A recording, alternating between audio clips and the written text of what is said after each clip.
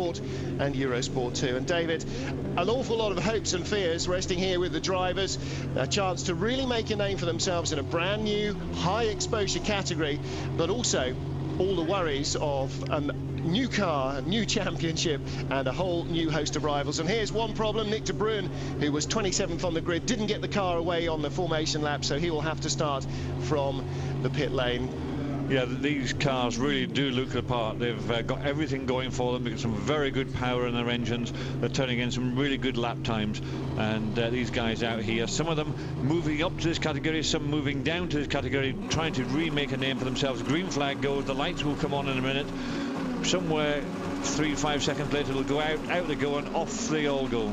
Poleman on the left-hand side. There's a slow starter at the back. Somebody had to weave round them, but it's Maximilian Goertz who'll lead from Salvatore Gatto in the orange machine. Looks like Arturo Lobel's blue and silver Cram competition car trying to take second into turn one, and everybody safely through the first corner. One running out wide onto the dirt.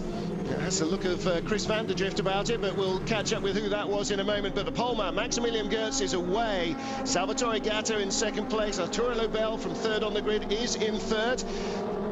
Number 25 machine, the Crown competition teammate Jerome D'Ambrosio of Arturo Lobel. Jerome D'Ambrosio, one of those that David mentioned, trying to relaunch his career. He's been up as high as a very successful Formula 3 and on the doors of Formula 3000, but he's sort of stalled recently, and he is not alone in trying to relaunch his career here. And you see just how many cars are out there. We started with actually 30 cars. There's a little bump there, spun out of the way.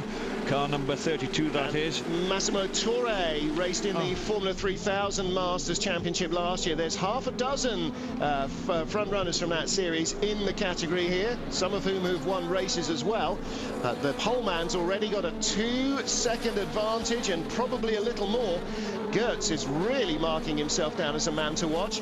Dive up the inside there from Pablo Sanchez Lopez. The Mexican driver loses ground though, missing gears. And that's not always easy to do in these paddle shift gearboxes. But there's Goertz across the line, and there's a battle for second, David. That's only going to help Van der Drift and D'Ambrosio. Now, slow start from the man in second position, and there was a bit of a squeeze trying to get through. Yeah, we've seen Gatto as the run down to the first corner. He did a little bit of weaving. Oh, that's what happened. That was they got into each other. That was who was that car 20? That was Ihira. Keiko Hara, and I thought she wasn't here, so that must be that may well be somebody else. Vitaly Petrov, in fact. Keiko Hara not racing here, and the car that we saw being turfed out, 32 machine, in the first couple of corners, the Scuderia Pharma car of Massimo Torre, Salvatore Torre. So Torre right down towards the back.